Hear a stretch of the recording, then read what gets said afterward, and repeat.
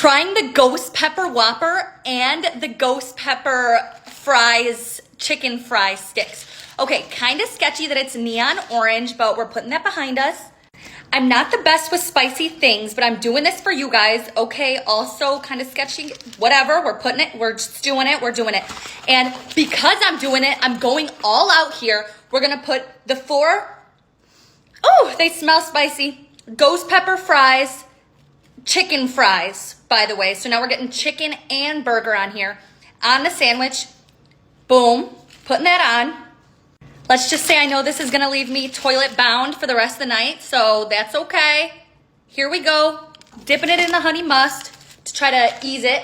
Let's go.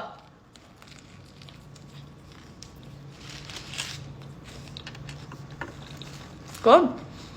Woo! Definitely feeling some heat, but nothing crazy yet.